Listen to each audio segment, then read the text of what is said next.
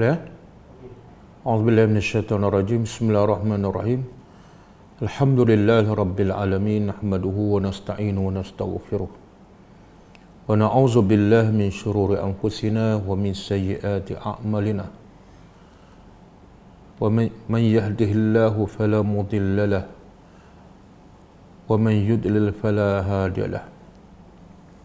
Asyhadu an la ilaha illallah wahdahu la syarika lahu wa asyhadu anna Muhammadan abduhu wa rasuluh. Subhanaka la ilma lana illa ma 'allamtana innaka antal alimul hakim.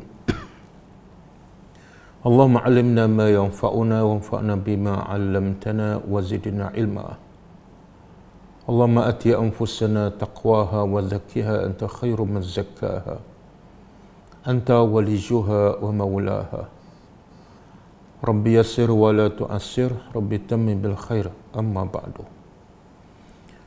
InsyaAllah berjumpa lagi dalam kelas khas berkenaan dengan kelebihan 10 awal Zulhijjah. Setiap tahun ada musim-musim yang sangat disukai oleh manusia secara umum. Antaranya musim cuti sekolah. Jadi bila dengar cuti sekolah, semua orang seronok. Anak-anak, pelajar-pelajar, ibu bapa, pegawai kerajaan. Sebab musim itulah mereka akan ambil cuti untuk berehat bersama keluarga, untuk berjalan. Begitu juga musim raya. Semua orang berseronok menanti-nanti untuk menyambut hari raya bersama keluarga, untuk balik kampung jumpa orang tua. Kadang-kadang cuti 2 hari diminta disambungkan lagi. Musim durian, orang suka. Lama yang menanti, tiba-tiba ada durian, harga pula murah. Jadi menanti, dan bila datang musim tersebut, pakat berebut. Yang menjualnya satu hal, yang membeli, yang makannya satu hal. Jadi musim-musim ni semua disukai oleh manusia. Walaupun musim-musim ini, musim cuti, musim raya, musim durian, dia bukan menambahkan duit, bukan menambahkan income, tapi menghabiskan duit lagi. Menyebabkan manusia akan berbelanja lebih demi untuk mendapat keseronokan, kepuasan di musim cuti-cuti ini. Kalau cuti sekolah dan nak bawa keluarga berjalan, kosnya besar. Kalau musim durian, nak beli durian, harganya mahal. Musim cuti raya pun kadang-kadang kosnya mahal, nak balik kampung apa semua dengan tiket kapal terbangnya. Bahkan kadang-kadang risiko musim ni ialah kemalangan, musibah. Kadang-kadang musim cuti lah berlaku kemalangan jalan raya, musim raya lagi banyak berlaku kemalangan jalan raya. Tapi manusia tetap suka dan teruja menanti waktu cuti-cuti seperti ini. Walaupun duit habis, risikonya kadang-kadang tidak baik. Dan dalam Islam ada waktu-waktu yang sangat-sangat terbaik. Bukan musim cuti, tapi musim menuai amal. Yang kalau dituai di musim ini berbeza dengan di musim lain. Kalau di musim lain satu amalan mungkin dapat 10, tapi di musim ini satu amalan berganda jauh lebih baik daripada 10, lebih daripada 700. Bahkan yang terbaik. Musim apa ni? Inilah rahmat Allah Subhanahu Wa Taala kepada hamba-Nya.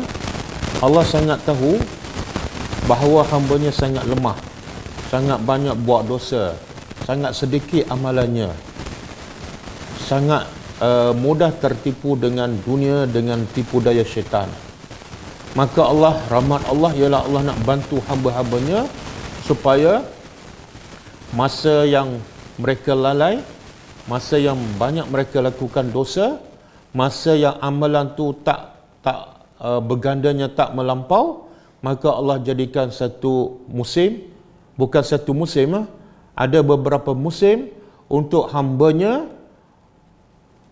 meminta ampun kepadanya, untuk hamba-Nya menggandakan amalan dan Allah bagi tawaran amalan di musim-musim ini sangat besar ganjarannya dibanding dengan musim-musim yang lain. Itulah rahmat Allah. Dan musim yang Allah tawarkan ini tak perlukan kos, tak perlukan keluarkan duit, bukan beribu, 1 sen pun tak perlu keluarkan. Dan risikonya tak ada, musibah ke kemalangan jalan raya tak ada. Subhanallah, rahmatnya Allah. Allah nak bagi musim yang terbaik kepada hamba-Nya tanpa perlu kos, tanpa ada musibah. Tapi ramai manusia tak suka pada musim-musim seperti ini. Apa sebab? Sebab manusia lebih cintakan dunia. Manusia lebih seronok dengan apa nikmat yang depan mata dia sekarang. Manusia lupa bahawa yang mereka seronok sekarang, satu hari mereka akan tinggalkan. Dan sebaliknya, yang akan dibawa ialah yang mereka tak seronok tu. Inilah musim-musim yang Allah sediakan, yang kebanyakan manusia, nafsu manusia tak suka. Sebagaimana disebut oleh Nabi SAW, Huffati al-jannatu bil makarih. Dipenuhi dengan amalan-amalan yang membawa ke syurga, dengan makarih, dengan perkara yang nafsu tak suka.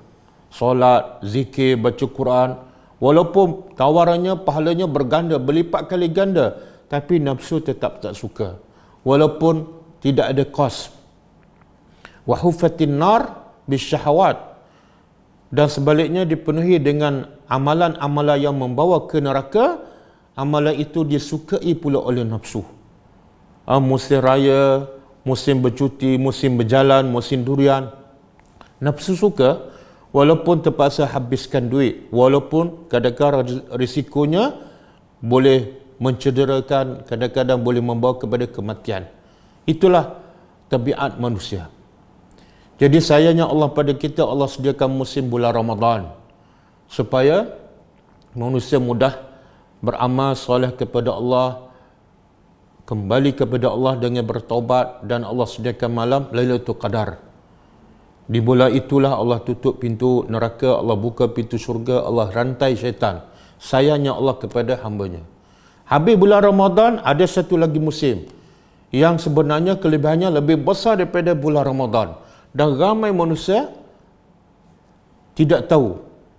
Ramai manusia tidak tahu bahawa ada satu musim selepas bulan Ramadan, selepas 10 akhir Ramadan, selepas malam Lailatul Qadar, ada satu musim yang ganjarannya lebih baik daripada Ramadan, lebih baik daripada Lailatul Qadar.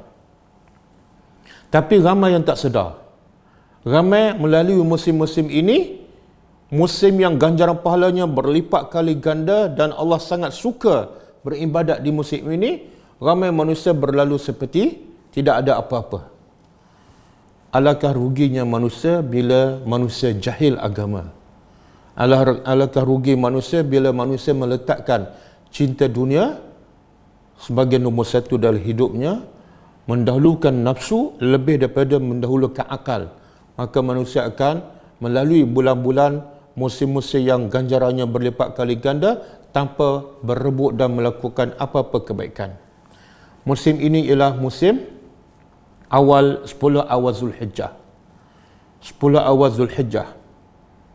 Jadi supaya kita tidak terlepas dan tidak rugi seperti yang masa-masa yang lampau, hari ini saya akan terangkan tentang kelebihan-kelebihan. Apa kelebihan besar sangat ni 10 awal Zulhijjah, dan apa amalan-amalan yang sepatut kita buat dan kita gandakan supaya kita dapat ganjaran yang berlipat kali ganda, dan supaya kali ini kita tidak akan rugi seperti tahun-tahun yang lepas. Kata Yahya bin Mu'az, ajibtu mimman yahzun ala nuqsani malihi kaifa la yahzun ala nuqsani umrihi. Kata Yahya bin Mu'az, aku rasa hairan orang yang sedih disebabkan hartanya kurang. Bila harta kurang je ataupun tak cukup, dia sedih, risau, kadang-kadang sampai membawa kepada sakit. Tapi kaifa la yahzan, bagaimana dia pula tidak sedih bila umurnya semakin kurang dan amalannya tak bertambah. Jadi kata Yahya bin Mu'az salafus salih, satu benda yang pelik, duit kurang dia sedih, duit tak cukup dia sedih. Tapi umur dia semakin kurang dan dia semakin dekat dengan kematian, amalannya tak bertambah, happy je, tak sedih. Makna seolah hatinya keras. Hatinya telah ditutup oleh Allah Subhanahu Wa Taala. Semoga kita tidak termasuk dalam golongan mereka yang sedih bila kurang duit, tapi tak sedih bila umur dah semakin bertambah. Begitu juga kata Hasan Al-Basri. Kata Hasan Al-Basri,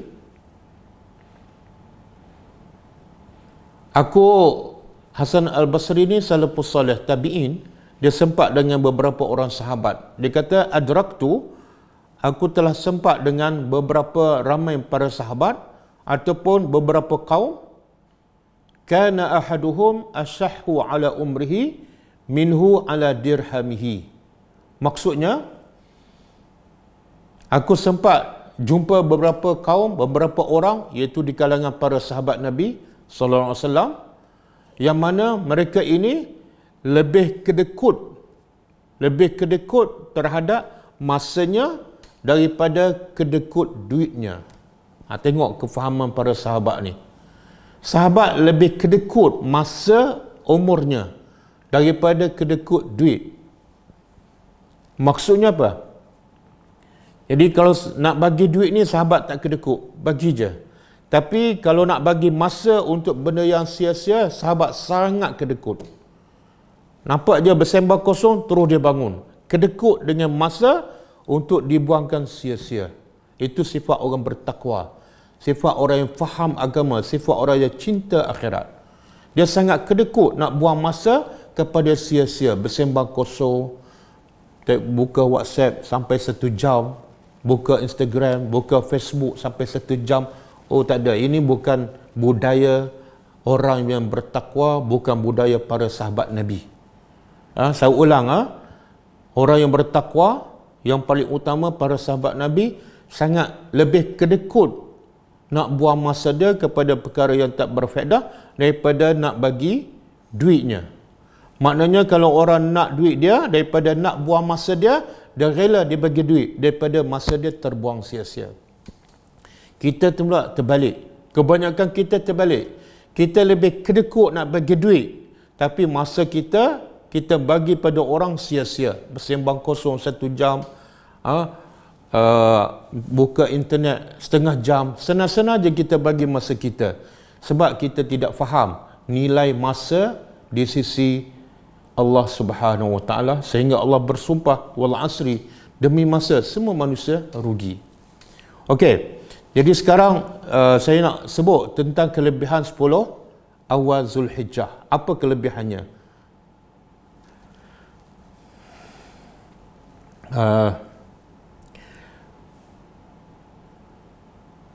Sabda Nabi SAW daripada Ibn Abbas radhiyallahu anhu, qala Nabi SAW, ma min ayamin al-amalu salihu fihinna ahabbu ila Allah minhu fi hadhil ayamil ashri. Qalu walal jihad fi sabilillah, qal walal jihad fi sabilillah illa rajulun kharaja bi nafsihi wa malihi wa lam yarji' min zalika bi syai'in. Maksudnya, kata Nabi SAW, tidak ada hari-hari dalam setahun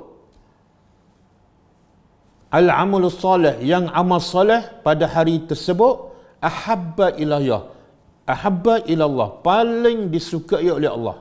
Tidak ada hari-hari dalam setahun yang amal salih pada hari tersebut paling Allah suka, paling Allah cinta. Minhu, daripada fi hadhil ayyamil ashri, daripada 10 awal Zulhijjah.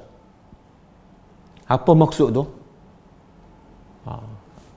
Nak tahu kelebihannya, sahabat bertanya lagi, qalu walal jihad fi sabilillah, walaupun orang tu pergi berjihad pada jalan Allah pada bulan lainlah, katalah bulan Ramadan, dengan orang yang beramal di awal 10 Zulhijjah.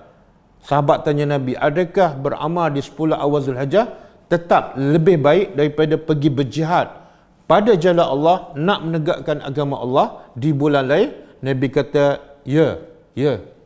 Maknanya beramal di 10 awal Zulhijjah, walaupun hanya baca Quran, walaupun hanya solat sunat, ia jauh lebih baik daripada keluar berjihad pada jalan Allah. di bulan yang lain. Kecuali Nabi kata illa rajulun kharaja bi nafsi wa malihi wa lam yarji' min zalika bi syai'in. Kecuali seseorang yang keluar pergi berjihad dengan nyawanya, dengan hartanya, kemudian dia tak balik sesuatu pun. Makna dia mati di medan peperangan, hartanya pun habis. Dia pergi berjihad dengan harta, dengan nyawanya, dan dia mati syahid. Itu tetap lebih dia lah. Tapi kalau dia pergi berjihad dengan hartanya, kemudian dia balik dengan selamat. Bila ni? Bulan Syawal ataupun bulan Ramadan. Saya pula hanya baca Quran pada 1 Zulhijjah. Saya tetap lebih daripada orang yang pergi berjihad dan balik dengan selamat. Subhanallah. Kita nak pergi berjihad ni fikir 100 kali. Sebab risiko dia mati. Mana kena tulis wasiat, tinggal pesan pada keluarga sebab sama ada balik ataupun tak. Dan rasanya kita fikir 100 kali kan. Tapi rupa-rupanya ada amalan yang lebih baik pada itu. Tak payah keluar berjihad, tak payah keluarkan harta, dan risiko dia bukan mati syahid, bukan cedera parah. Hanya duduk kat rumah je. Duit 1 sen pun tak keluar. Apa dia? Beramal di 10 awal Zulhijjah. Okey? Hadis ni riwayat Bukhari, hadis sahih.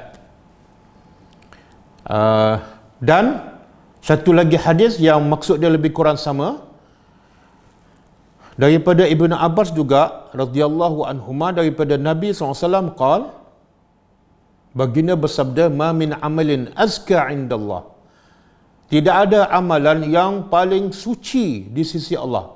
Yang tadi perkataan ahabba, lebih Allah cinta. Yang ni pula azka, lebih suci di sisi Allah. Wala a'zamu ajra, dan tidak ada amalan yang lebih besar ganjaran pahalanya, min khairin, daripada amalan ya'maluhu fi ashril adha, daripada amalan yang dilakukan oleh seseorang di 10 awal Zulhijjah. Amanah hadis kedua, Nabi guna perkataan satu azkar, amalan paling suci, iaitu di 10 awal Zulhijjah dibanding dengan amalan di hari lain, termasuk amalan di bulan Ramadan. Dan juga Nabi guna perkataan a'zamu ajra, amalan yang paling besar ganjaran pahalanya dalam setahun ni. Yang mana paling besar? Awal Muharram, di bulan Ramadan, 10 akhir Ramadan, ataupun malam Lailatul Qadar, ataupun 10 awal Zulhijjah. Kalau ikut hadis ni, yang paling besar ganjaran pahala ialah beramal di 10 awal Zulhijjah. 10 awal Zulhijjah. Kecuali Nabi sebut macam tadilah, kecuali dia pergi berjihad dengan hartanya dan dia tak balik dah, mati syahid. Itu tetap lebih dia lah. Hadis yang kedua ni riwayat Ad-Darimi.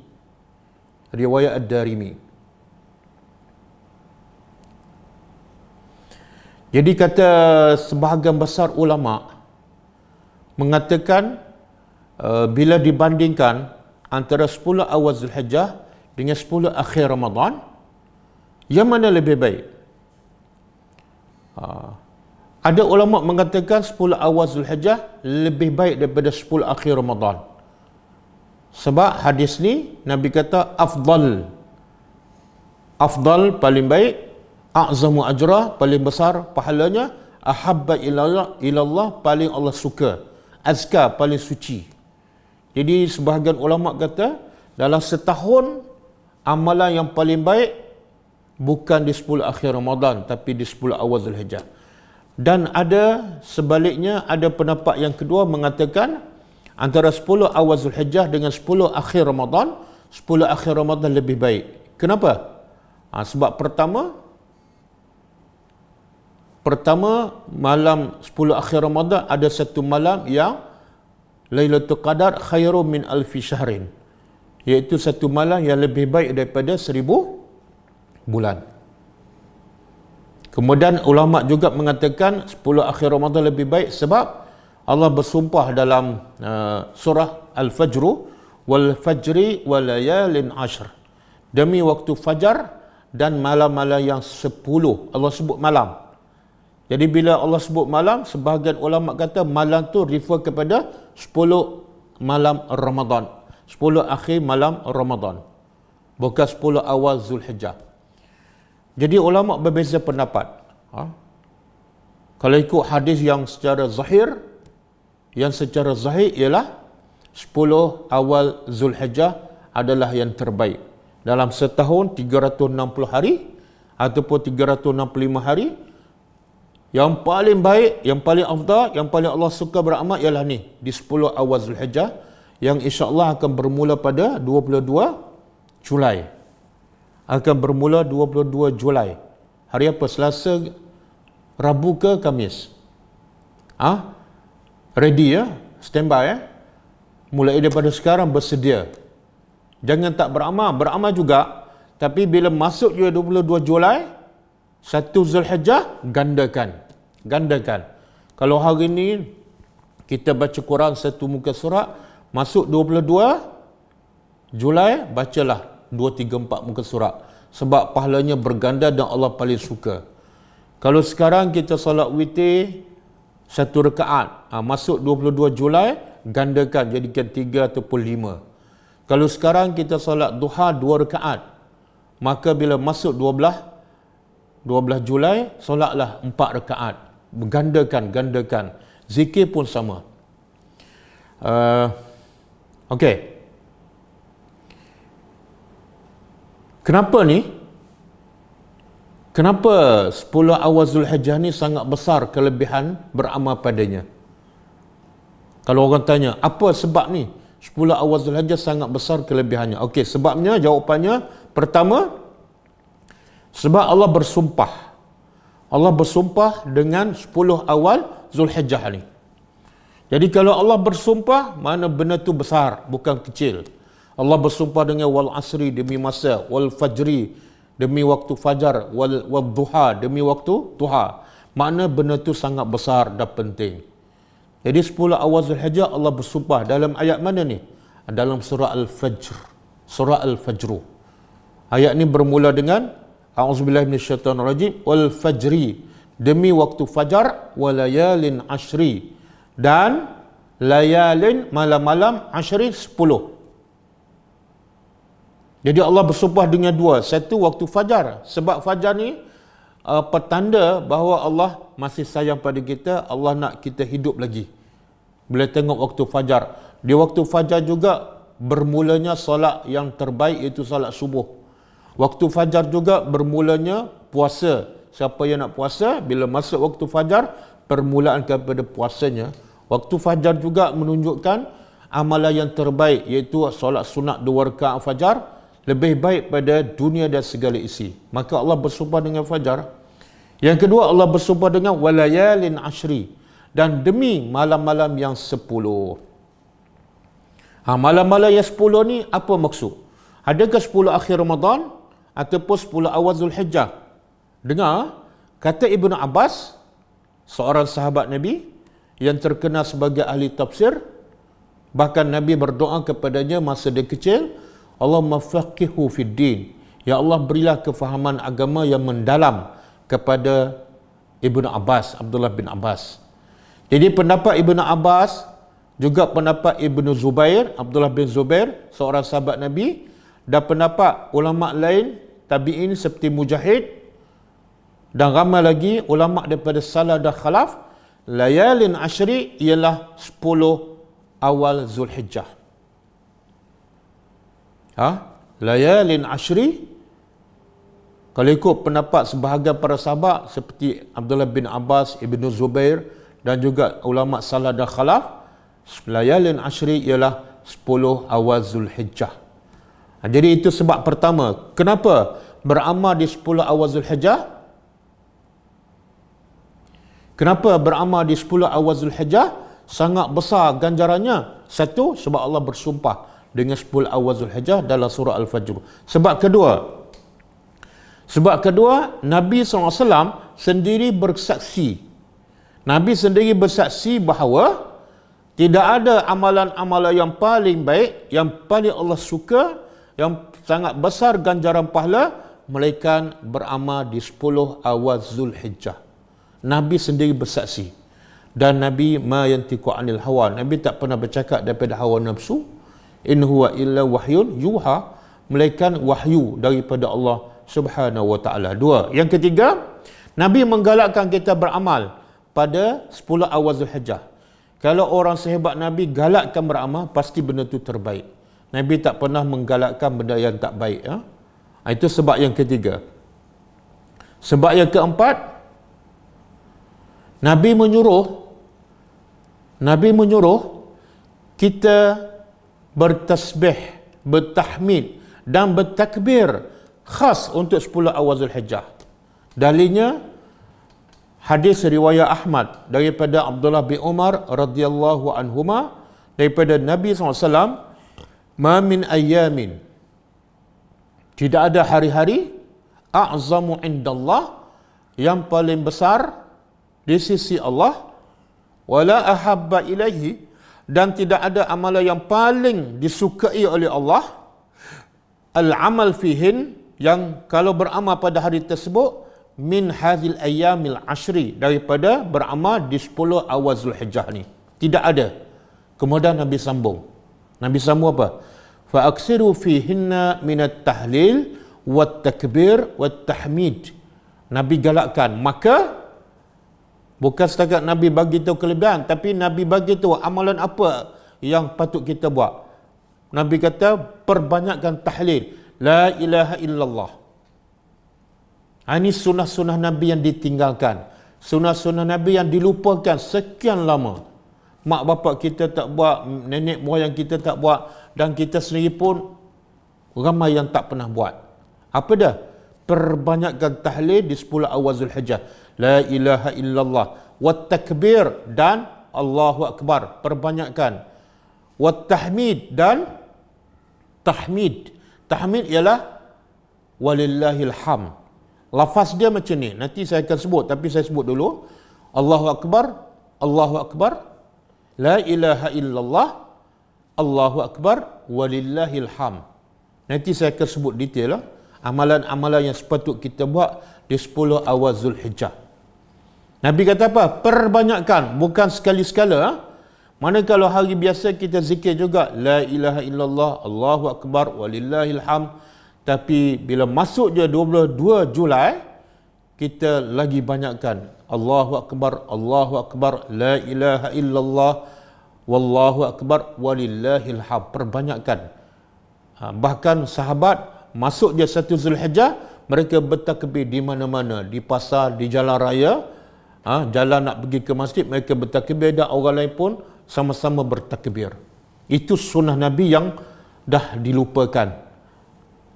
Okey, 4 sebab kan? 4 sebab kenapa 10 awal Zulhijjah kelebihannya sangat besar. Sebab yang kelima. Sebab kelima, dalam 10 awal Zulhijjah ada hari Arafah.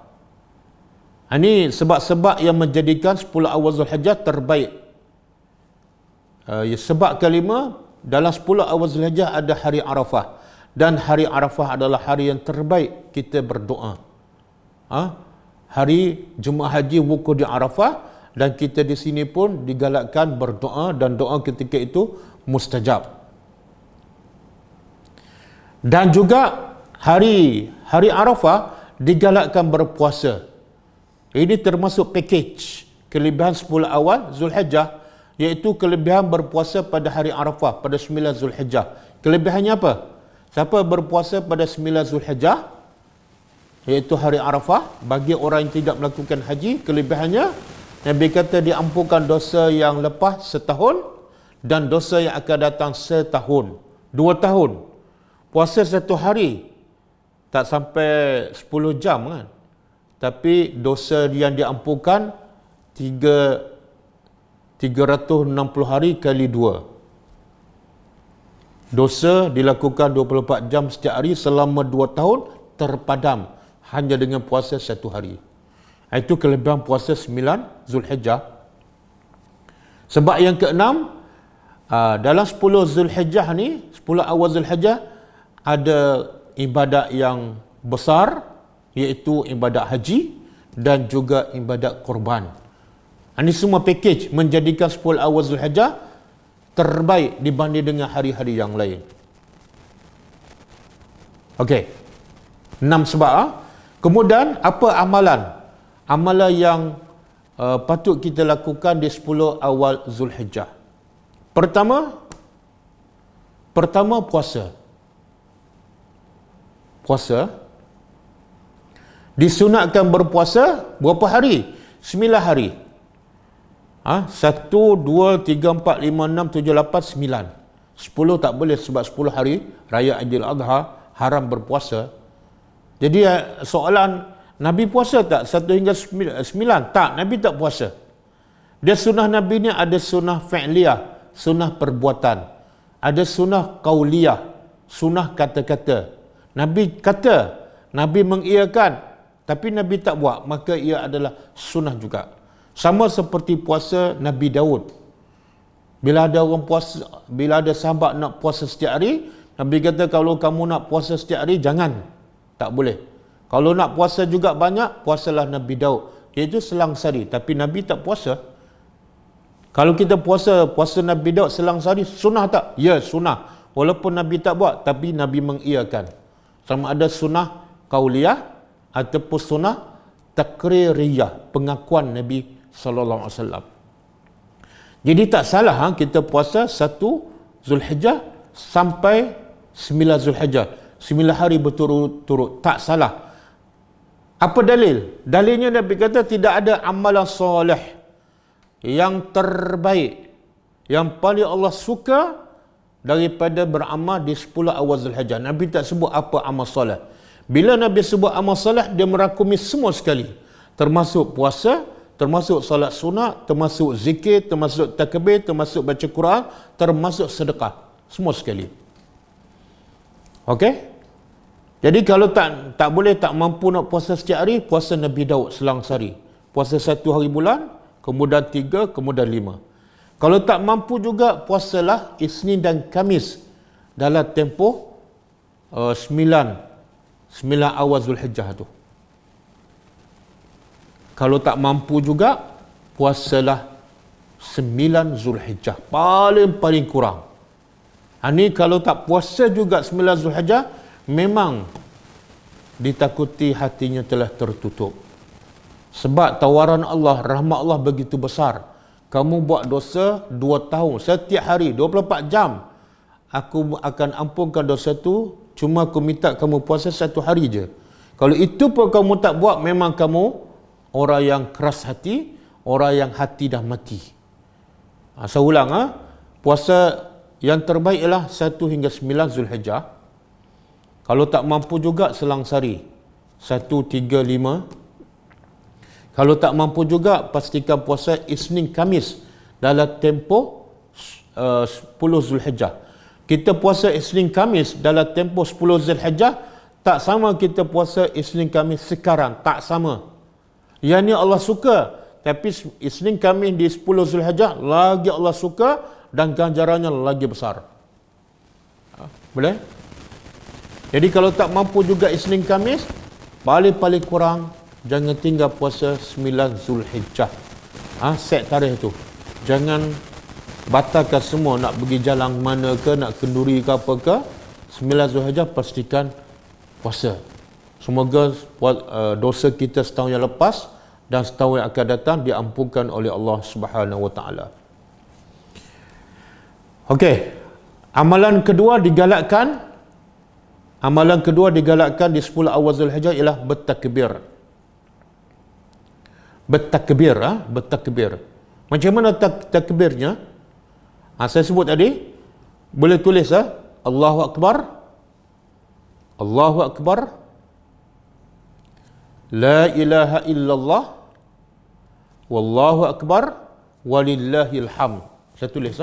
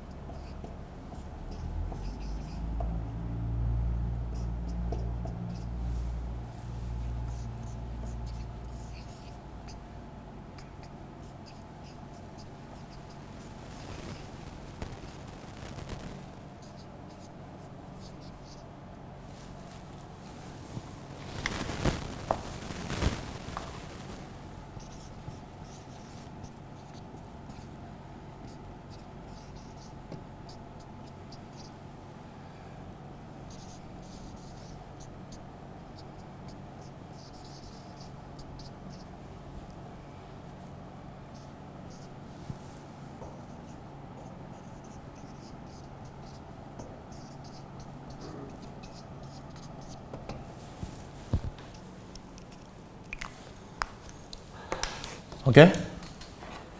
Jadi antara amalan yang disunatkan dan ganjarannya paling besar dan Allah paling suka di 10 awal Zulhijjah ialah bertakbir. Yang bukan takbir raya yang kita biasa takbir itu, tapi takbir yang ringkas je. Allahu Akbar 2 kali. Kemudian la ilaha illallah. Kemudian wallahu akbar, ulang sekali lagi Allahu Akbar. Kemudian walillahil hamd. Ini lengkap yang Nabi perintah. Nabi kata perbanyakkan takbir Allahu Akbar, perbanyakkan tahlil la ilaha illallah, perbanyakkan tahmid walillahil hamd. Bahkan sunnah Nabi disebut dalam satu hadis, Umar ibn Khattab dan Abu Hurairah radhiyallahu anhu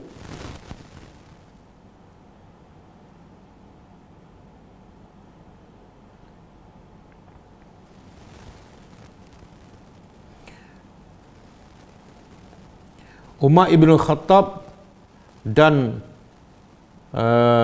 Abu Hurairah radhiyallahu anhuma bila masuk je 1 Zulhijjah, mereka keluar je rumah, mereka pergi ke pasar, mereka akan bertakbir, yukabbirani wa yukabbiran nasu bitakbirihima. Bila dua-dua ni keluar dan bertakbir, orang lain pun dengar, orang lain pun ikut takbir. Dia bukan ikut takbir sama-sama serentak, tak. Tapi apa yang ditakbirkan oleh Umar dan Abu Hurairah mendorong orang lain juga untuk bertakbir. Itu sunnah Nabi. Tapi sekarang dah tak ada dah. Sunnah ni mati. Sunnah ni mati. Banyak kita buat amalan yang Nabi tak buat.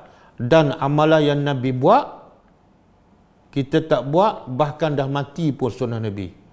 Harap-harap kitalah yang menghidupkan sunnah Nabi yang telah mati. Sebab besar kelebihan orang yang menghidupkan sunnah Nabi. Mungkin orang akan tengok pelik kan, kita keluar je, start je 22 Julai, hari Rabu, kita pun pergi kedai mamak, kita takbir. Allahu Akbar, la ilaha illallah, wallahu akbar, walillahil hamd. Mungkin orang kata kita gila. Hari raya lambat lagi kita dah takbir. Tak. Yang tak takbir tu yang kemungkinan gila. Sebab apa? Sebab dia jahil. Jadi kita yang menghidupkan sunnah ni, biasalah. Nabi kata tuba lil ghuraba. Innal islama bada'a ghariban. Islam ni bermula dalam keadaan pelik. Wa sayaudu ghariba, dan akan kembali semula sekarang dalam keadaan pelik. Macam inilah kalau kita takbir 1 Zulhijjah, orang kata pelik. Tapi ingat pesan Nabi, fatuba lil ghuraba, bertuahlah, beruntunglah kepada orang yang gharib, orang yang pelik ni. Orang yang tak buat takbir, tak pelik. Yang pelik siapa dia? Yang bertakbir. Nabi kata beruntunglah, bertuahlah orang yang buat benda yang pelik tapi adalah benar. Pelik tapi benar. Yang orang lain tak buat, tak pelik tapi tak benar. Jadi kita ada pilihan, nak jadi orang yang buat benda yang pelik tapi benar dan ganjarannya besar, ataupun nak kekal dalam keadaan tak pelik tapi tak benar. Dalam satu hadis, Nabi sebut kelebihan orang yang menghidupkan sunnah Nabi yang dah mati. Sabda Nabi SAW, man ahya sunnatan min sunnati qad umitat ba'di fa inna lahu minal ajri mislu man amila biha min ghaira an yanqusa min ujurihim syai'a. Subhanallah. Maksud dia, sabda Nabi SAW, siapa yang menghidupkan satu sunnah sahaja daripada sunnah-sunnahku, qad umitat, yang telah mati. Siapa yang telah menghidupkan satu sunnah sahaja daripada sunnah-sunnahku yang telah mati selepas aku, maka baginya pahala seperti orang yang beramal dengannya tanpa dikurang sedikit pun pahalanya. Subhanallah. Saya sekarang, saya dah hidupkan sunnah, saya dah ajar. Katalah, pelajar-pelajar bertakbir 1 Zulhijjah. Dalam rumah dia, suami dia pun takbir, anak dia pun takbir. Mungkin 1000 orang bertakbir. Maka saya akan dapat pahala 1000 orang tanpa kurang sedikit pun.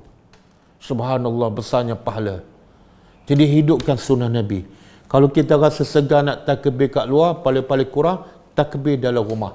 Lepas salat subuh takbir, kemudian duduk tak lama takbir lagi, naik kereta takbir, duduk dalam kereta takbir, nak turun ke Maidin takbir, nak pergi Giant takbir. Biarlah orang kata, yang penting paling kurang kita sampai message. Bila orang tanya, kenapa kamu takbir? Belum raya pun. Tak. Sebenarnya sunnah Nabi, takbir yang terbaik ialah bermula 1 Zulhijjah, bukan malam 10 Zulhijjah. Okey? Hadis ni hadis hasan. Saya ulang. Kelebihan menghidupkan sunnah Nabi ialah Nabi kata dia akan dapat pahala orang yang buat sunnah Nabi disebabkan dia yang menghidupkan. Kalau 1000 orang bertakbir, dia dapat pahala 1000 orang. Semoga kita termasuk golongan orang yang menghidupkan sunnah Nabi sallallahu alaihi wasallam. Okey, amalan kedua. Amalan ketiga, haji dan umrah. Mungkin kita tak boleh buat dah sekarang. Kita pun tak boleh, rasanya orang Mekah pun sekarang tak boleh sebab COVID-19 kan. Itu tak apa. Nombor 3 kita tak boleh buat. Nombor 4, perbanyakkan amal soleh. Apa amal soleh? Yang Nabi sebut umum.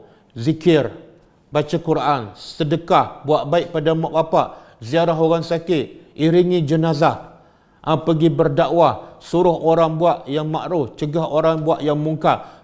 Gandakan bila masuk 1 Zulhijjah. Kenapa? Sebab pahalanya berganda dan Allah paling suka. Start je 1 je, termasuklah kelas tadabbur.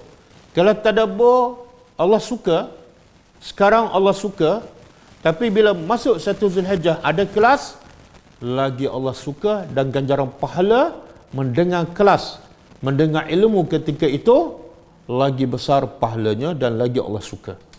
Ini orang beriman cerdik. Dia bukan tunggu musim cuti sekolah. Dia bukan sentiasa menunggu musim raya. Bukan tunggu musim durian. Tak. Orang beriman sentiasa menunggu bila Allah gandakan pahala. Di mana tempat Allah gandakan pahala, di situlah dia akan berlomba. Jadi standby ya. Tunggu untuk merebut peluang ganjaran pahala yang berganda dan amalan yang paling Allah suka, insya-Allah bermula pada hari Rabu. Kalau hari Rabu sebenarnya bermula Selasa malam Rabu. Mana bila masuk maghrib hari Selasa tu ada bermula 1 Zulhijjah. Perbanyakkan zikir, perbanyakkan baca Quran, perbanyakkan salat witir pada selepas Isya malam tu sampailah habis. Okey? Perbanyakkan sedekah. Yang kelima, korban. Buat korban. Korban kita buat hari ke-10 kan. Dia termasuk package amalan terbaik di 10 awal Zulhijjah. Jadi korban yang terbaiknya buat di 10 Zulhijjah. Cuba saya nak sentuh sikit pasal korban ni. Korban yang terbaik ialah kambing. Nabi biasa korban kambing. Walaupun kadang-kadang Nabi korban unta, tapi ulama mengatakan Nabi banyak korban kambing menunjukkan korban yang terbaik ialah kambing. Mungkin harga mahal. Ya, harga mahal lagi bagus. Kambing sekarang 1000 lebih. Kita biasa korban ni, logiknya orang korban nak pahala. Logiknya orang korban nak dekat kepada Allah. Itu makna korban. Korban makna dekat. Semakin dekat pada Allah. Makna kalau nak semakin dekat pada Allah, kena buat yang terbaik. Allah sebut dalam Al-Quran, lan tanalul birra hatta tunfiqu mimma tuhibbun. Kamu tidak akan mencapai kebaikan sehingga kamu infak mimma tuhibbun, apa yang kamu suka. Jadi antara kambing 1000 dengan satu bahagian kambing mungkin 400, yang mana paling kamu suka? Yang paling kamu sayang 1000, yang Allah paling suka yang kamu suka ni. Jadi bila kita nak korban, letak target. Nak yang murah ke nak yang paling Allah suka? Kalau nak yang paling Allah suka, nak ganjaran pahala paling besar, korbanlah kambing walaupun harganya mahal, insya-Allah. Satu. Yang kedua, korban yang terbaik ialah ikut sunnah Nabi, iaitu satu rumah seekor kambing. Tak payah kalau 5 orang ada dalam rumah, tak payah 5 ekor kambing ataupun 5 bahagian. dan 5 nama. Sunnah Nabi ialah ketua keluarga berkorban. Suami ataupun bapa, seekor kambing ke ataupun seekor lembu. Nama dia seorang je. Jangan pecah-pecahkan nama. Kalau seekor lembu, dia pecah 7. Nama suami 1, nama isteri 1, nama anak 5 orang. Cukup 7 bahagian. Bukan. Yang terbaik, nama suami ataupun nama bapa seorang. Seekor kambing ke ataupun seekor lembu. Nama dia yang berkorban. Tapi sunnah Nabi, bila Nabi korban, Nabi niat, ini dariku dan dari ahli keluargaku. Kata ulama, ahli keluarga makna yang dalam rumah, termasuk keluarga kita yang dah mati. Termasuk keluarga kita yang dah mati. Jadi nama, kalau saya ketua keluarga, saya korban atas nama saya, kemudian saya niat, korban ini dariku dan dari ahli keluargaku. Semua akan dapat pahala. Okey? Jadi tak payah kita pecah-pecah nama, ini suami, ini nama isteri, ini bahagian nama anak, tak payah. Anak kita kalau duduk dalam satu rumah akan dapat pahala tu. Tapi kalau anak kita dah kahwin, duduk rumah lain, dia tak dapat pahala. Dia sendiri kena korban, dia akan dapat satu nama dia, kemudian dia niat untuk dia dan keluarga dia. Isteri dah dapat pahala, anak dia walaupun kecil insya-Allah dapat pahala korban. Okey. Korban untuk orang yang mati tidak ada. Tidak ada sunnah Nabi. Semasa Nabi hidup, Khadijah dah mati. Dan isteri Nabi lain juga yang ada yang mati. Anak Nabi pun ada yang mati masa Nabi hidup, seperti Zainab, Ummi Kalsum, Ruqayyah. Tapi tak ada satu periwayat Nabi berkorban untuk Khadijah yang telah meninggal. Nabi korban untuk anaknya Zainab ke Ruqayyah ke yang telah meninggal. Tak ada. Jadi ulama kata tidak ada korban untuk orang yang mati. Tapi bagaimana kita nak sampaikan pahala korban kepada orang yang mati? Caranya ialah kita korban atas nama kita, macam saya sebut tadi, kemudian kita niat, korban ini dariku dan ahli keluargaku. Maka ada ulama kata, keluarga kita yang mati pun akan masuk. Keluarga kita yang mati pun akan, insya-Allah akan dapat pahala, tanpa menyebut namanya. Dan juga saya nak sebut, korban yang terbaik ialah di tempat kita. Korban yang terbaik ialah di tempat kita, bukan di tempat orang. Sebab tujuan utama korban ialah ibadat, bukan nak agihkan daging. Kena faham. Sebab tu saya setuju dengan pendapat sebahagian ulama, antaranya ialah Syekh Shalih Utsaimin. Dia kata tujuan korban ialah ibadat kita dengan Allah, bukan nak agihkan daging. Kalau nak agihkan daging pada orang miskin di Kemboja, di Vietnam, kamu boleh sedekah bila-bila masa. Jangan tunggu musim korban. Dan mereka ni lapar daging ni, tak pernah makan daging. Bukan musim haji je. Mereka tak makan daging dah bertahun. Kenapa nak tunggu musim haji, baru nak niat korban, baru nak hantar daging?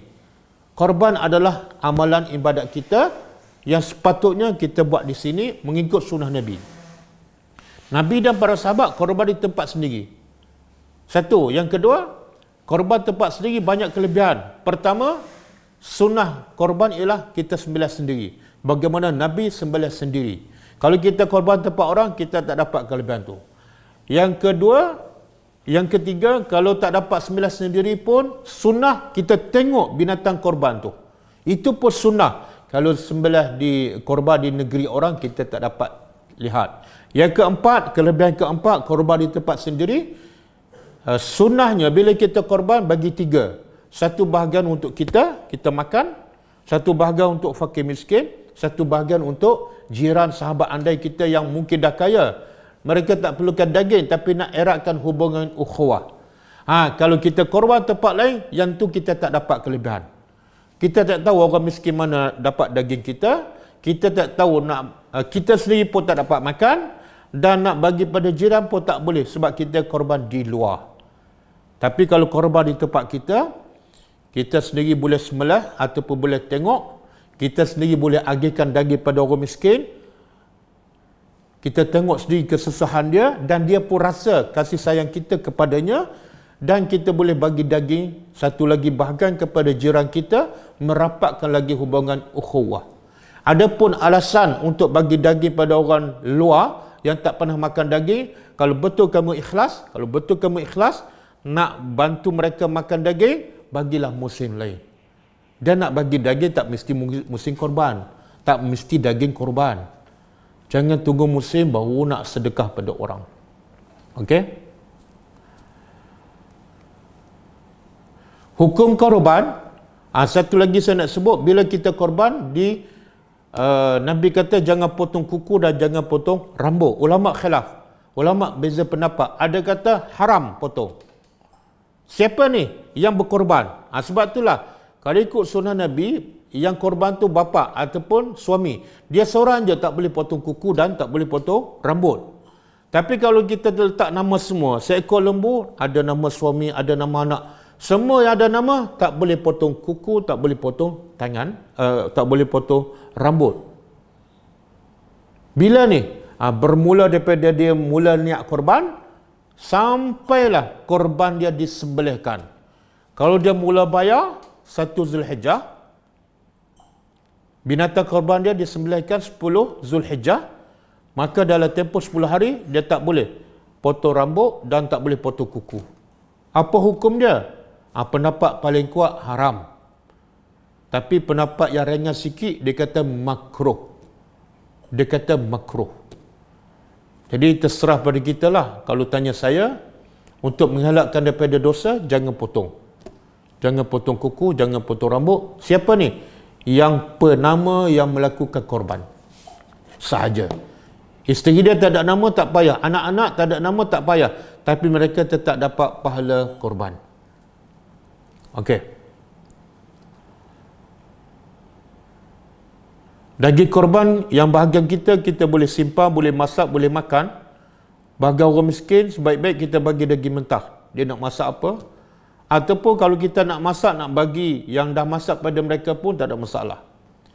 Okey, amalan yang kelima kan? Amalan yang keenam, taubat nasuha.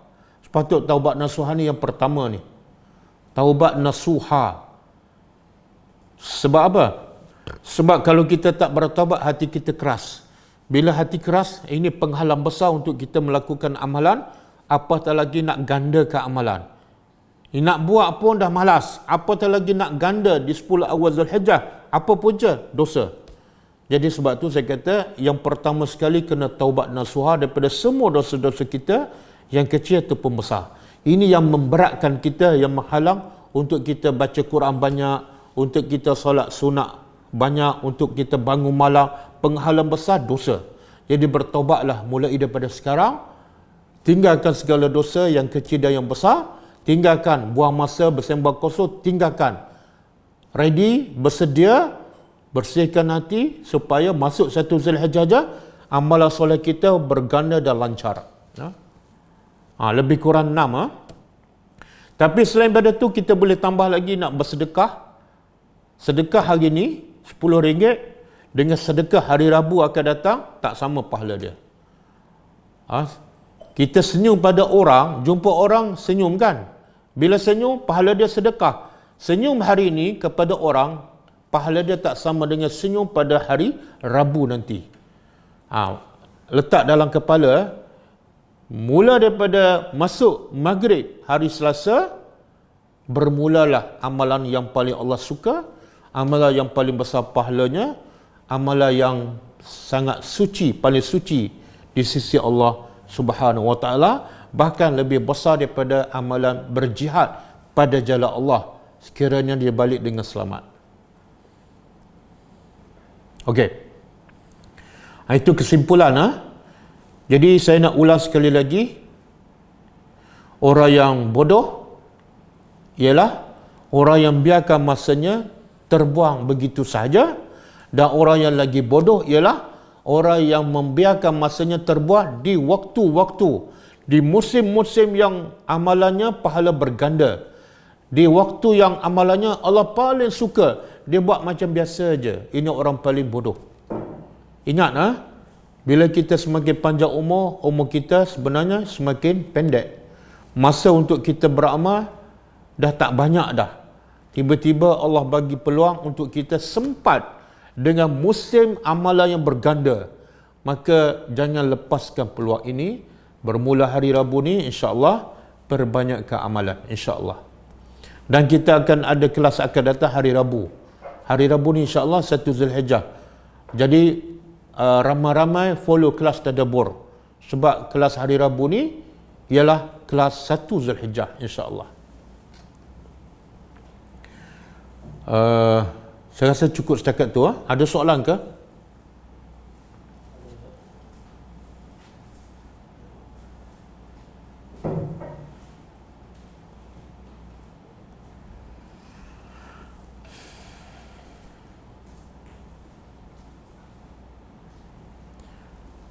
Okey, saya nak baca satu lagi.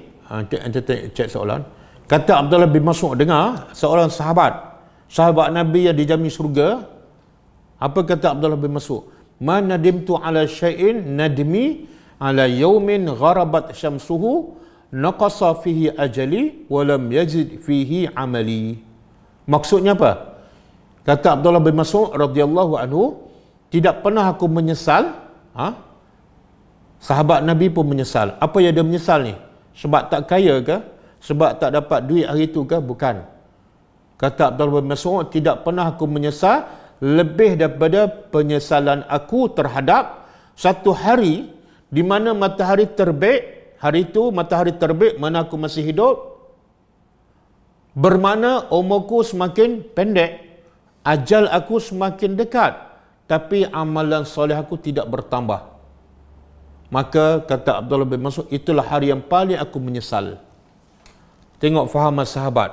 Hari yang paling mereka menyesal bukan sebab tak dapat duit, bukan sebab tak naik pangkat, bukan sebab tak dapat untung banyak, tapi hari paling menyesal ialah bila waktu berlalu, amalan soleh tidak ada yang baru. Jadi semoga kita tidak termasuk orang yang menyesal di akhirat besok. Sekarang pun jangan biarkan hari-hari, waktu-waktu kita terbuang begitu saja. Apatah lagi bila masuk musim sale akhirat. Allah nak bagi bonus yang berlipat ganda bermula 1 Zulhijjah. Maka pastikan ia tidak terbang walaupun satu saat kepada perkara yang sia-sia. Wallahu alam. Cuba tengok soalan. Kalau jiran non muslim, bolehkah ustaz? Boleh. Daging korban, ini maksud daging korban kan? Daging korban boleh diberi kepada non muslim. Apatah lagi tujuan kita untuk berdakwah supaya dia tertarik dengan Islam. Itu kerja mulia. Tapi jangan pula bagi pada non-Muslim kepada Muslim tak bagi. Bagi pada Muslim, bagi juga pada non-Muslim. Kalau dah bayar untuk korban sebelum masuk Zulhijjah, tak boleh. Tak. Dia bermula tak boleh potong kuku ialah bermula 1 Zulhijjah dan bila kita mula niat korban. Kita dah mula bayar. Katalah 1 Zulhijjah kita tak bayar lagi, tak niat. Tiba-tiba kita mula niat dan duit ada 8 Zulhijjah. Jadi mula tak boleh potong kuku dan rambut 8 Zulhijjah lah. Syarat tak boleh potong, pertama bila kita mula niat, yang kedua dalam tempoh 10 Zulhijjah. Adakah dosa juga digandakan seperti pahala? Tidak. Allah tu Maha Penyayang. Kalau di Mekah, ulama kata dosa berganda. Tapi kalau di luar Mekah, sebagaimana hadis yang sahih, yang masyhur, Nabi kata siapa niat nak buat kebaikan dia dapat 1 pahala. Kalau dah buat dapat 10 pahala dan lebih lagi. Siapa yang niat buat kejahatan tapi dia tak buat di padam. Dan siapa yang niat buat kejahatan dan dia buat 1 dosa, tidak ada ganda. Itulah rahmat Allah. Itulah rahmat Allah. Bolehkah perempuan wanita salat sunat Idul Adha di masjid ataupun surau? Boleh. Boleh. Salat sunat Idul Adha dan di masjid ataupun di surau. Tidak ada hadis yang melarang. Tidak ada hadis yang melarang. Kenapa solat fardu pun boleh solat? Solat fardu boleh solat. Bahkan Nabi kata, la tamna'u, hadis sahih, la tamna'u ima'akum masajidallah. Nabi kata pada sahabat, jangan kamu larang isteri-isteri kamu untuk pergi ke masjid. Itu umum. Solat fardu pun boleh, maka takkanlah solat sunat hari raya tak boleh. yang mengatakan tak boleh bagi dalil. Apa dalilnya? Bahkan bercanggah dengan hadis yang Nabi membenarkan. Betul, solat terbaik bagi wanita di rumah. Tapi kalau solat raya, Nabi suruh keluar semua. Ada orang kata itu di padang. Tapi tidak ada dalil yang melarang wanita-wanita solat di rumah. Bahkan hadis yang saya sebut tadi, Nabi kata kepada sahabat, jangan halang wanita-wanita isteri-isteri kamu untuk pergi ke masjid. Tidak ada kecuali. Kalau tak boleh Nabi sebut kecuali solat hari raya Idul Adha. Wallahu alam. Hadir delegasi penyembelihan binatang korban untuk melihat binatang yang dikorbankan boleh. Wanita pun boleh. Tidak ada masalah. Bahkan setiap siapa yang berkorban atas nama dia disunatkan pergi melihat. Cuma kena jaga pergaulan antara lelaki dengan perempuan. Sekarang musim sekarang rasanya mungkin tak dibenarkan sebab COVID-19. Wallahu alam. Saya dah bayar untuk korban sebulan sebelum 1 Zulhijjah. Adakah start tak boleh? Tak. Start tak boleh potong kuku bermula 1 Zulhijjah. Disebut dalam hadis sahih. Nabi kata apabila masuk 10 awal Zulhijjah, maka barang siapa yang berniat untuk berkorban dilarang memotong kuku dan rambut bermula 1 Zulhijjah.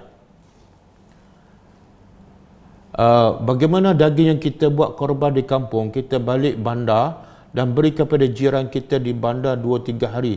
Tidak ada masalah, tidak ada masalah. Sebab Islam ni agama yang fleksibel. Kalau Islam kata kena bagi hari tu saja, apa jadi agak-agak? Semua daging yang banyak dah diselesaikan 1 hari. Maka akhirnya kita satu bebanan kepada kita. Tengok-tengok kawan tu dah dapat, tengok-tengok pergi rumah orang tak ada. Jadi boleh simpan 1 hari 2 hari, lepas tu kita bagi. Tapi yang terbaik, lagi bagi cepat lagi bagus. Selang-seli tahun berkorban antara suami dan isteri pun boleh tak Ustaz? Kerana kedua-duanya bekerja. Yang mana lebih terbaik? Ketua keluarga? Yang terbaik ketua keluarga. Sunnah Nabi, Nabi korban. Tak ada satu riwayat isteri Nabi korban. Dan korban ni hukum dia, ulama beza pendapat. Ada kata wajib. Setiap orang yang mampu wajib. Tapi dalam mazhab kita, mazhab Syafi'i, sunat muakkadah. Sunat yang dituntut. Bagi siapa? Bagi yang mampu. Siapa? Suami ataupun bapa. Jadi isteri tak payahlah korban. Sebab dengan cara Nabi itu, Nabi korban atas nama Nabi, tapi isteri Nabi dapat pahala. Jadi kalau suami kita korban atas nama dia, kita pun akan dapat pahala. Jimat duit. Kalau nak banyak, korbanlah seekor lembu. Ataupun suami nak banyak lagi, korban 5 ekor kambing, tapi nama dia seorang. Dan dia niat untuk isteri dan anak, semua akan dapat pahala insya-Allah.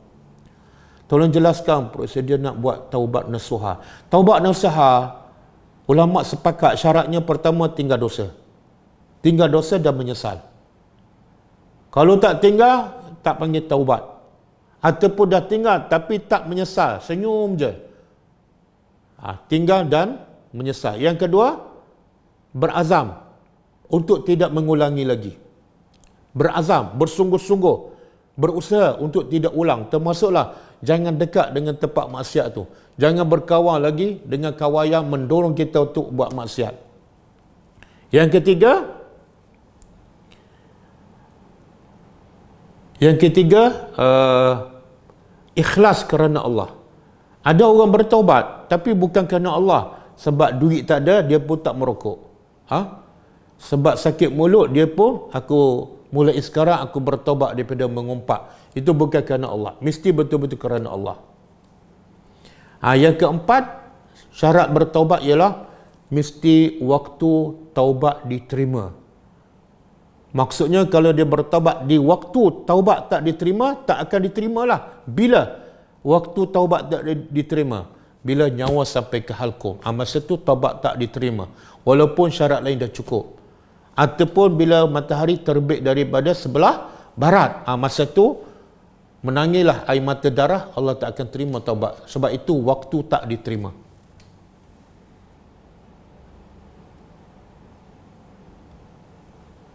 Okey. Daging untuk akikah boleh beri pada orang non-Muslim. Ya, pendapat paling kuat boleh.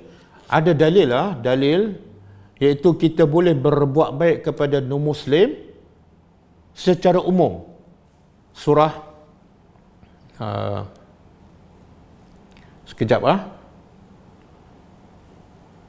dalil daripada Quran.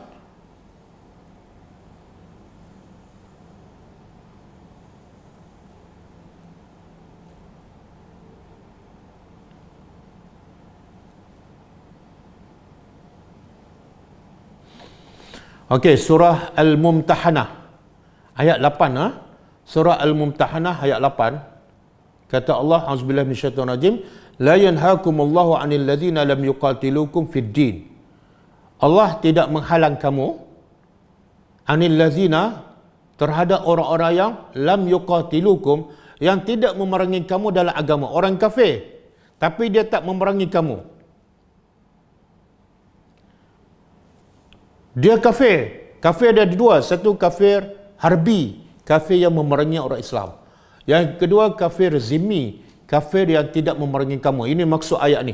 Surah Mumtahanah ayat 8. Allah kata, Allah tidak larang kamu daripada orang kafir yang tidak memerangi kamu dan tidak mengusir kamu daripada tempat kamu, antabarruhum, agar kamu berbuat baik kepada mereka, waktu situ, dan kamu berlaku adil pada mereka. Allah tak larang. Inna Allah yuhibbul muqsitin. Allah sangat suka pada orang yang berlaku adil. Kepada siapa? Termasuk berlaku adil kepada orang kafir yang tidak memerangi kita. Jadi Allah kata, Allah tak larang buat baik pada mereka. Maka ulama kata, termasuklah buat baik ialah bagi daging korban. Termasuklah buat baik ialah bagi daging akikah. Tidak ada satu dalil pun yang melarang. Siapa kata tak boleh? Sila bagi dalil. Kita memang dengar tak boleh bagi daging tu kepada orang kafir. Tapi apa dalilnya? Dan bercanggah dengan ayat Quran surah Al-Mumtahanah ayat 8. Bagaimana pula kelebihan dan amalan pada hari-hari tasyrik? Hari tasyrik tak boleh, dia tak termasuk 10 awal Zulhijjah. Hari tasyrik tak termasuk 10 awal Zulhijjah. Jadi dia tak termasuklah amalan yang terbaik, amalan yang paling Allah suka. Dan hari tasyrik juga tidak dibolehkan berpuasa. 11, 12 dan 13 adalah hari yang dilarang berpuasa. Yang tadi dia tak termasuk dalam 10 awal Zulhijjah. Jadi buat macam biasa je.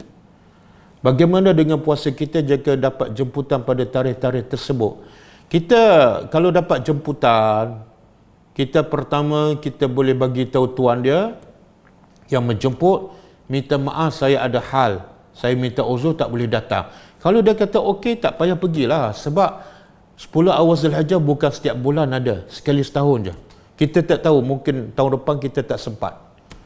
Tapi kalau kita minta izin, dia kata tak boleh, minta datang juga, datanglah. Tapi kalau boleh jangan makan. Kalau boleh jangan makan. Elakkan makan dan elakkan bagi tahu orang puasa, datang sekejap balik. Kalau terpaksa makan juga untuk mengelakkan riak, tak apa. Semoga kita dapat pula ganjaran pahala meraihkan orang tu, tuan rumah ataupun orang yang menjemput. Wallahu a'lam. Betulkah digalakkan untuk tak jamah makan sebelum solat hari raya kurban? Ya, sunat. Dia berlawanan. Kalau solat Aidilfitri disunatkan makan sebelum solat. Sebab apa? Sebab sebagai tanda hari itu kita tak puasa. Kan kita puasa sebelum tu 30 hari. Jadi lepas subuh tak makan. Tiba-tiba hari raya kena bezakan dengan sebelum. Maka sebelum pergi solat hari raya Aidilfitri makan. Adapun solat Aidul Adha disunatkan tak makan. Sebab apa? Disunatkan makan daging korban tu. Jadi sunnah Nabi dan para sahabat, bila pagi raya Aidil Adha mereka tak makan, sudah solat mereka sembelih, mereka masak, baru mereka makan. Hukumnya sunat tak makan, tapi kalau makan taklah sampai haram. Bagaimana duit korban yang telah dibeli sebelum? Tak ada masalah. Bila kita bayar duit sebelum 10, apa dia? Sebelum? Yang tak ada masalah. Dia kita nak korban, niat korban 9 Zulhijjah pun boleh. Nak niat korban dan bayar 8 Zulhijjah pun boleh. 1 Zulhijjah pun boleh, tak ada masalah. Jadi kalau kita niat 9 Zulhijjah dan kita bayar 9 Zulhijjah, maka bermula tak boleh potong kuku, tak boleh potong rambut 9. Hari sebelum tu 1 hingga 8 boleh. Betulkah digalakkan untuk tak jamah makanan? Betul. Puasa sunat 9 hari Zulhijjah boleh ke niat sekali dengan puasa ganti? Pendapat paling kuat, puasa sunat tak boleh digabung dengan puasa wajib ataupun puasa qada. Siapa yang ada qada, qadalah terlebih dahulu, dan qada dia di 10 awal Zulhijjah pahalanya berganda. Walaupun dia tak sempat puasa sunat, tak apa. Betulkah daging korban tidak boleh dibuang?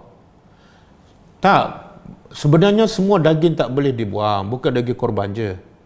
Selagi mana elok, maka haram kita buang. Dan bila kita buang yang elok, hukumnya membazir, bukan daging korban sahaja. Tapi kalau daging korban dah rosak, wajib buang, jangan makan.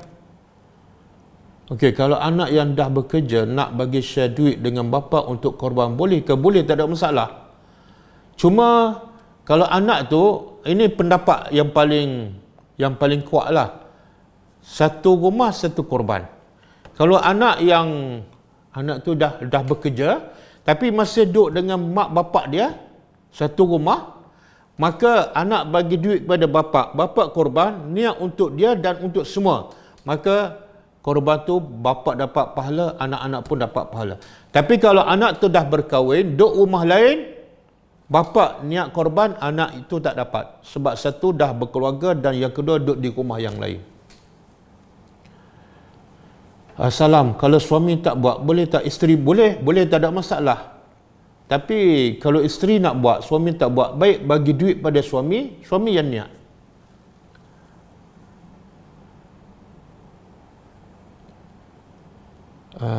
Bolehkah kita berbuat korban untuk orang yang tak boleh? Saya dah sebut tadi, tidak ada sunnah Nabi.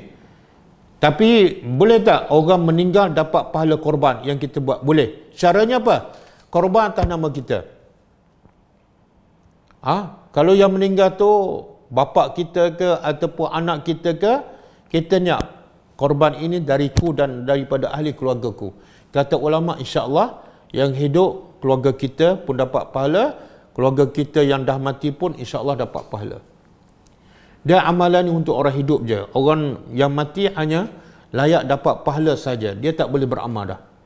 Sebab tu korban mesti nama orang yang hidup. Bolehkah kita Okey dah. Okey, habis Cukup insya-Allah kita sambung kelas kita besok hari Isnin pukul 10.30 insya-Allah kita sambung tadabbur surah Ad-Duha. Sekian, wassalamualaikum warahmatullahi wabarakatuh.